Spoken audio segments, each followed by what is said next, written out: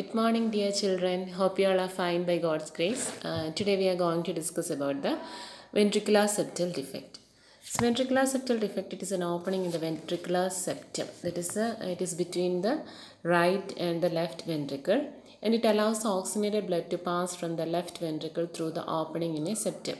So, today we are studying the continuation of yesterday's class, that is a cyanotic heart disease. So, I have already told you that in acyanotic heart disease. I have already told you that in acyanotic heart disease there is not any cyanosis. The abnormal shunt is from the left to right hemisphere. That is, the shunt is from left to right. So it allows oxygenated blood to pass from the left ventricle through the opening in the septum and then mixed with the oxygenated blood in the right ventricle. So the ventricular septal defects are most commonly occurring type of congenital heart defect, occurring in 14 to 27% of babies born each year. And it occurs when the partitioning process does not occur completely in the prenatal period, leaving an opening in the ventricular system.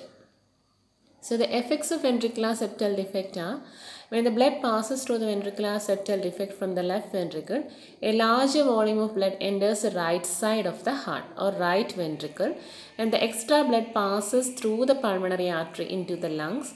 Then it will result in pulmonary hypertension and pulmonary congestion.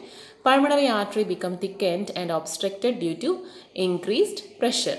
So, when the blood passes through the ventricular septal defect from the left ventricle, a larger volume of blood enters the right side of the heart, and the extra blood then passes through the pulmonary artery into the lungs. Then it will lead to pulmonary hypertension and pulmonary congestion. Then the pulmonary artery becomes thickened and obstructed due to increased pressure. If the VSD is not repaired, if the defect is not repaired, as I told in ASD, the left to right shunt eventually will turn to right to left shunt. That is, if the VSD is not repaired and the lung disease begins to recur, then the pressure in the right side of the heart will eventually exceed the pressure in the left side, and the right to left shunt will occur, and finally cyanosis will be the final manifestation. That means I have already told you that there will be shunting from the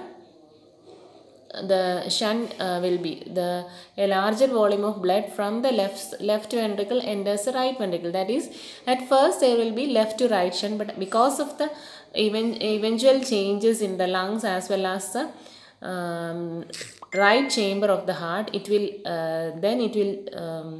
change to right to left shunt. Okay, left to right shunt eventually becomes right to left shunt, and finally cyanosis is the manifestation. Then due to high pressure there will be tissue damage, and it may eventually occur in the right ventricle. And bacteria in the bloodstream, if there is any bacterial presence in the bloodstream, it will easily affect the injured area of the ventricles, and it will finally cause bacterial endocarditis. So next is the clinical manifestations. In the clinical manifestations, usually small ventricular septal defects are asymptomatic, and the symptoms may develop within 1 to 2 months. And the child may feel fatigue.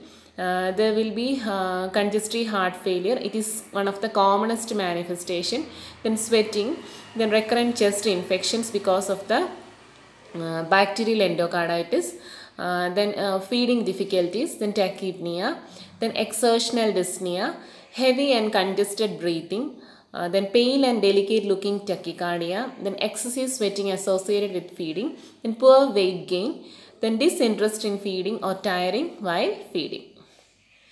Then other manifestations are failure to thrive, then hepatomegaly, then biventricular hypertrophy, that means hypertrophy of both the ventricles, then murmurs, then bacterial endocarditis, pulmonary vascular obstructive disorders. Then with a moderate to large ventricular septal defect, there will be delayed growth and development, decreased exercise tolerance, repeated pulmonary infections, and congestive heart failure are relatively common during the period of infancy. Then cyanosis and decreased activity if prolonged pulmonary hypertension persist. And the cyanosis and clubbing of fingers may be present in children with Eisenmenger syndrome.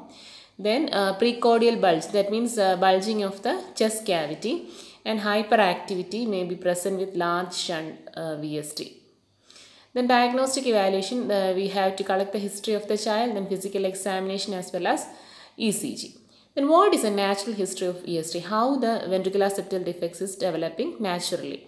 So spontaneous closure occurs in 30 to 50% of the cases with small defects during the first 6 months of life. That means actually there is not a septum, there is not a connection between the two ventricles in the prenatal period. But if because of any genetic defects, if there is a minute defect or minute septal opening, it will close within the 6 months of life. But it is only in the case of 30 to 50% of children.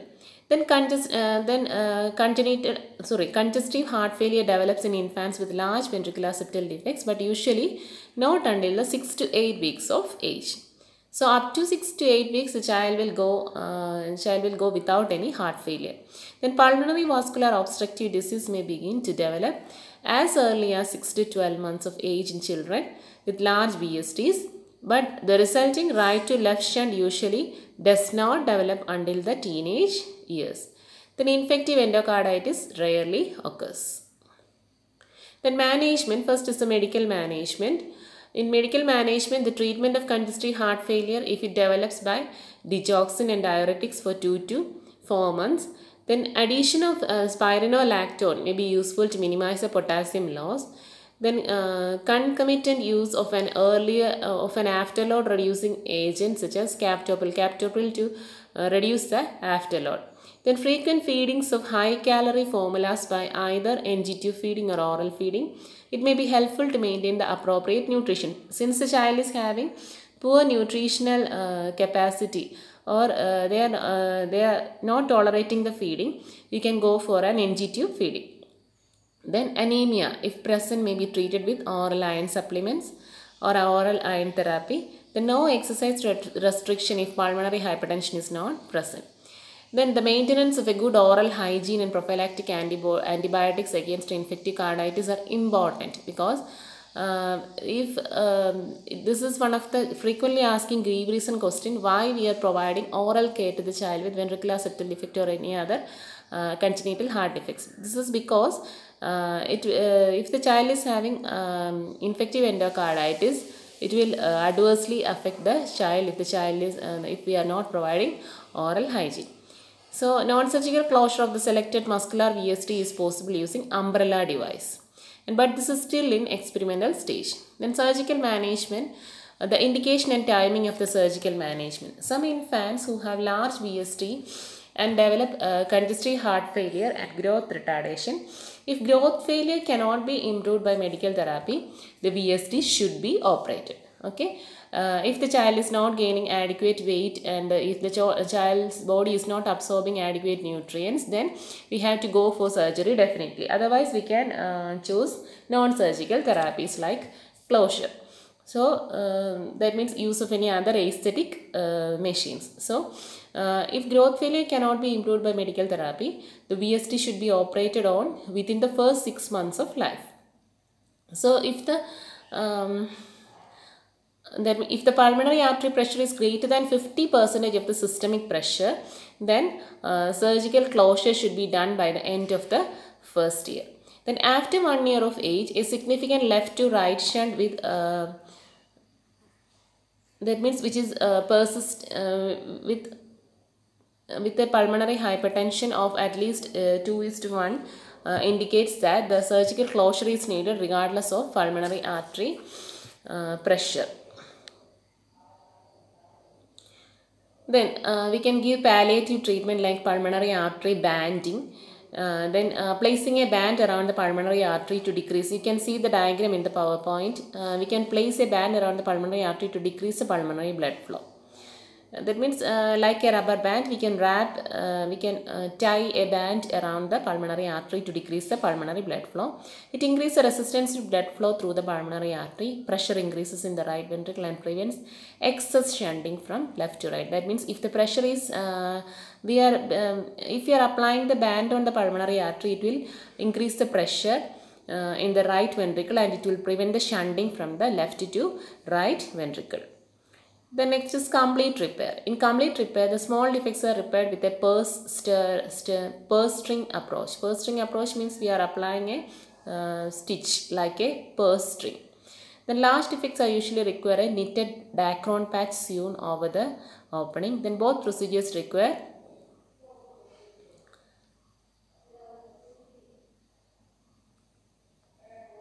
in both procedures we require that means in both procedures we can the cardiopulmonary bypass surgery. Okay, so in complete repair as well as in knitted Dacron patch sewn surgery, we have to that means we need a cardiopulmonary bypass. So the repair is generally approached the right atrium and the tricuspid valve. So these are all about the ventricular septal defect. The next is patent ductus arteriosus. It is another condition that is coming under acyanotic heart disease, patent ductus arteriosus.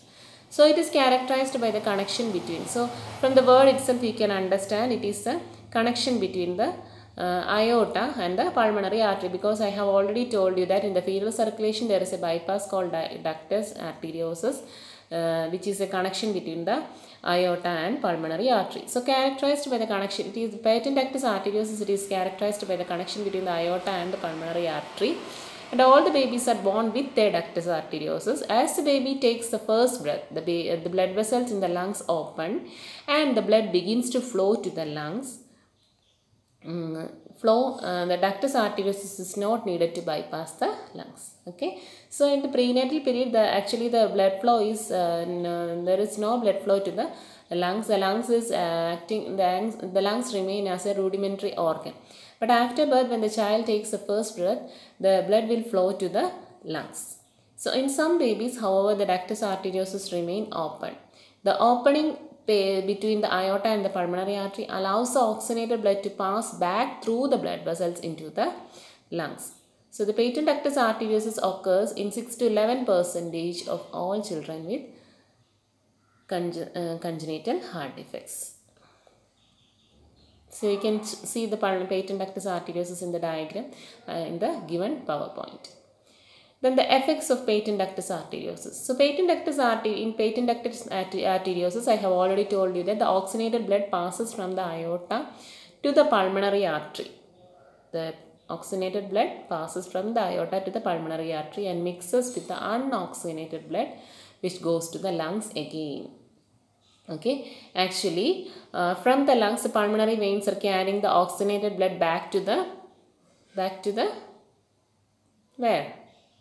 Back to the left ventricle, and from the left ventricle it is this oxygenated blood is passing through the left atrium, and from the left atrium the aorta is carrying the oxygenated blood to different parts of the body. But in patent ductus arteriosus, the oxygenated blood from the aorta is bypassing to the pulmonary artery. So what is the function of pulmonary artery? The pulmonary artery is carrying the unoxygenated blood to the lungs for purification or oxygenation. So this if there is backflow of blood from the aorta to the pulmonary artery, what is happening?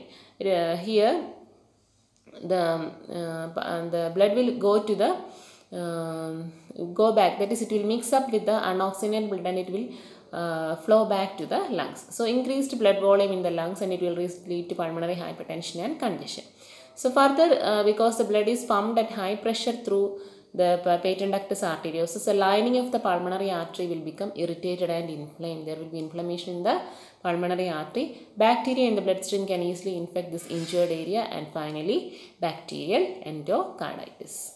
And clinical manifestations are in the first week of life are usually asymptomatic or shows signs of congestive heart failure, then characteristic machinery like murmur, then increased PaCO2, then recurrent episodes of apnea, dyspnea on exertion, then tachypnea, easy fatigability, then heart rate above 150 beats per minute or tachycardia, then gallop rhythm due to rapid filling of the ventricle, then bounding pulse due to increased systolic pressure, then pericardial hyperactivity, then risk for bacterial endocarditis, then cardiomegaly, systolic murmur, then congestive cardiac failure, sweating, then congested breathing, shortness of breath, then poor weight gain, then cyanosis of lower half of the body if pulmonary vascular obstructive disease develops because of the right to left ductal shunt. Then the diagnostic evaluation are history collection, physical examination, then radiographic examination, ECG, echocardiography and cardiac catheterization. Then management, first is medical management. Here we have to give careful fluid regulation, then respiratory support, then diuretic therapy, administration of prostaglandin inhibitor, indomethacin for preterm babies and some infants, then adequate nutrition. In non-surgical closure, we are keeping small ductus less than 4 mm in diameter are closed by coils. We are tying the coils around the ductus. Then larger ones by an Amplatzer PDA device. We can see the Amplatzer PDA device in the diagram in the PowerPoint. Then in surgical management, next is surgical management. It is indicated in infants younger than 6 months on non-surgical closure is not considered. So we are doing the surgery in children younger than 6 months. The procedure is PDA ligation, that is ligation and division through left posterolateral thoracotomy. We are doing thoracotomy. And without cardiopulmonary bypass is standard procedure. There is no need of cardiopulmonary bypass or CPB. The technique of video-assisted thoracoscopic clip ligation has become the standard of care for surgical management of a ductus with adequate length. So you can see the PDA ligation in the diagram. Then what is the management in preterm neonates? If the preterm neonates, what will be the management? First is medical management, fluid restriction to 120 ml per kg and a diuretic. Example, furosemide 1 mg per kg 2 to 3 times a day. Then pharmacological closure of the patent ductus arteriosus can be achieved with indomethacin. Then the dose is given intravenously every 12 hours for a total of 3 doses. For infants less than 48 hours old, 0.2 mg per kg is followed by 0.1 mg per kg 2 times. Then for those 2 to 7 days old, 0.2 mg per kg 3 times, and for infants older than 7 days, 0.2 mg per kg 2 times.